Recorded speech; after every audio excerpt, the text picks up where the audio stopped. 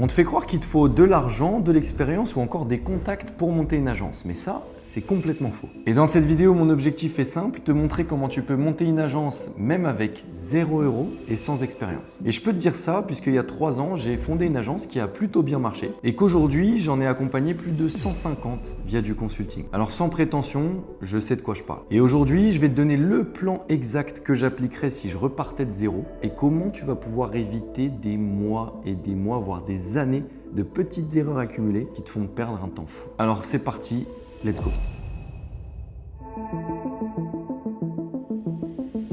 La première étape, ça va être de constituer tes offres. Et ça, c'est la première étape, certes, mais c'est l'étape qui tue 90% des agences, si ce n'est pas plus. J'ai développé un concept que j'ai appelé la Banger Offer, qui consiste à créer une offre quasi parfaite, mais surtout très simple pour les agences, parce que plus c'est simple, plus c'est facile à vendre, surtout au départ. Le but de cette offre, c'est qu'il y ait un alignement entre un besoin profond et urgent de ta cible, le service que tu vas lui proposer et la manière dont tu vas aller chercher ce client. Et si ces 3 éléments-là sont alignés, tu possèdes ce qu'on appelle la Banger Offer. C'est une cible spécifique que tu vas délivrer avec un service spécifique et que tu vas acquérir avec une méthode spécifique. Et justement, cette cible, il va falloir la définir. C'est ce qu'on appelle un ICP. Le but là est très simple, c'est d'aller chercher des clients qui, bien évidemment, ont le besoin que ton service va résoudre, des clients pour lesquels ce besoin est urgent et des clients qui seraient prêts à payer très cher, rapidement, pour résoudre cette problématique. Et là, petit conseil, essaye d'aller chercher des prospects, du coup des futurs clients qui ne sont pas trop attaqués par les autres agences. Essaye de créer ton propre espace stratégique. Ne rentre pas dans ce qu'on appelle un océan rouge avec toutes les agences en allant cibler littéralement tous les clients qui sont ciblés par tout le monde. Je te donne un exemple concret d'une agence qu'on a récupérée dans le charbon qui faisait l'erreur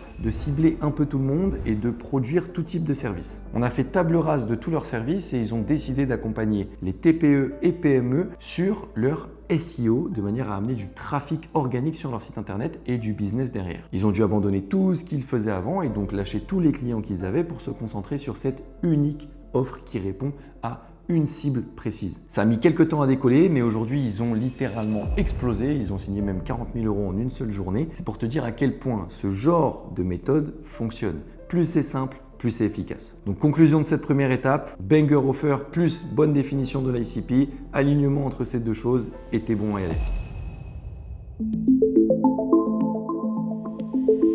L'étape 2, ça va être l'acquisition. Et là, au départ, il va falloir la faire à la main, cette acquisition. Parce que oui, avec 0 €, tu n'as pas le luxe de pouvoir lancer de la pub et de mettre des dizaines de milliers d'euros dans de la pub pour accueillir des clients. Pareil, tu es personne ne te connaît, donc il va falloir trouver des moyens un tout petit peu détournés d'aller attirer l'attention de tes prospects. Moi, ce que je te conseille, c'est d'être littéralement obsédé par l'obtention de tes 10 premiers calls qualifiés. Comment est-ce que tu peux faire ça? C'est simple. Tu prends ton téléphone, tu cherches les numéros de tes prospects, tu les appelles et puis tu leur envoies un mail et puis tu leur envoies un message LinkedIn. Tu leur envoies des éléments pour leur montrer que tu as déjà bossé pour eux, que tu as déjà pensé à résoudre leurs problèmes avant même qu'ils te connaissent. Là, tu n'as pas le choix. Il faut le faire à la main, il faut faire du volume, il faut envoyer beaucoup de messages, il faut faire beaucoup d'appels et il faut contacter les gens sur plusieurs canaux jusqu'à ce qu'ils répondent éventuellement. Le truc, c'est qu'au départ, personne ne veut faire de la prospection et même plus tard sur le chemin, personne ne veut faire de la prospection parce que c'est pas vraiment agréable. Mais la vérité, c'est que si tu as une agence et que tu veux la faire exploser, il va falloir passer par cette case. Et ça, je le vois avec littéralement toutes les agences qui passent par le charbon.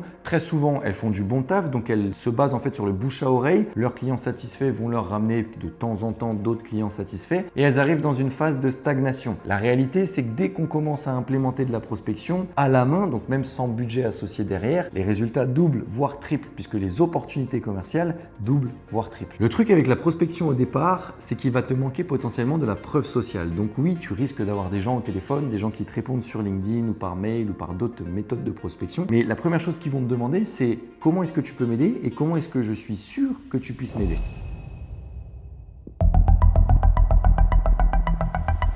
Si tu te lances de zéro, il est probable que tu aies 0 client. Par contre, il est probable que tu aies déjà rendu des services en format freelance par exemple, ou que tu aies déjà rendu des services qui ne correspondent pas à ta nouvelle offre, mais qui sont quand même là. Le truc, c'est que si tu as déjà eu des clients, il va falloir matérialiser ce que tu as fait pour ces clients et le plus vite possible. Même s'il s'agit de créer des choses, des ressources, donc tu fais un service pour toi-même par exemple, ou je sais pas moi, pour l'entreprise de ta tante ou pour l'entreprise de ton oncle à titre gratuit, de manière à avoir un portfolio à montrer, avoir des résultats à montrer, et même si c'est quelque chose pour lequel tu n'as pas été payé, un service réalisé à montrer. Parce que la réalité c'est que quand on est au départ et qu'on veut prospecter, on se mange des murs parce qu'on n'a rien à montrer. Donc tu vas devoir être obsédé aussi par la collecte de témoignages, quitte à travailler gratuitement au départ. Même s'il faut faire des missions tests en échange d'études de cas, de témoignages, d'avis, il les faut. Et ensuite, une fois que tu commences à accumuler tout ça, l'objectif ça va être de diffuser ces preuves, de diffuser ces témoignages et ces études de cas. Tu vas pouvoir le faire sur LinkedIn, sur un petit site internet, sur des petites présentations Canva que tu vas pouvoir envoyer justement pendant ou après la prospection.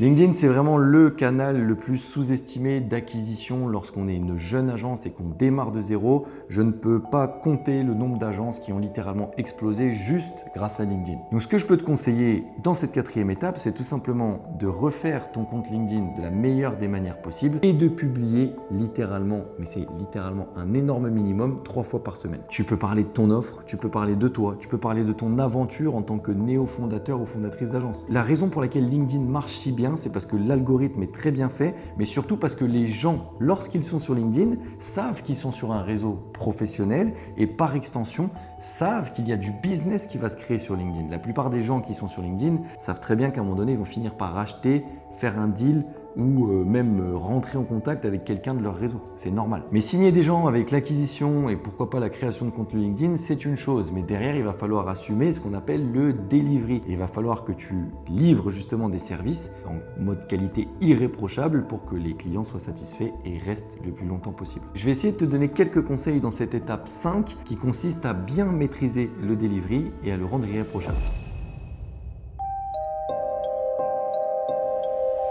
L'erreur de débutant, et surtout quand on part de zéro, c'est de prendre tout et n'importe quoi en termes de prestations. Le truc, c'est que quand tu prends des prestations qui sont extrêmement diverses, tu ne crées pas ce qu'on appelle de process. Si un client te demande de lui faire, je sais pas moi, un visuel pour les réseaux sociaux, mais qu'il y en a un autre qui te demande de lui créer un site internet et que tu prends les deux prestations, tu ne crées pas de système, tu ne crées pas de process pour répondre à cette offre. Ce qui fait que tu vas faire un site internet par là, faire un visuel par-ci, et tu vas jamais t'en sortir. Donc le but, c'est de rester sur ton offre telle qu'on l'a vu à la première étape et de processer littéralement toutes les étapes qui te permettent de livrer ton offre. Et ça, il va falloir que tu le documentes. C'est ce qu'on appelle des SOP. Ça, c'est le premier point du delivery, mais c'est surtout le point le plus important. Alors, je pourrais rentrer bien plus en détail, mais j'en aurai pour des heures. Mais le deuxième point au niveau de cette étape 5, c'est que lorsque tu commences de zéro, donc lorsque tu lances ton agence, il faut que tu surdélivres, c'est-à-dire que tu livres une qualité de prestation qui soit plus que parfaite et même des fois que tu livres des éléments pour lesquels tu n'as pas vraiment été payé. Et ça, c'est important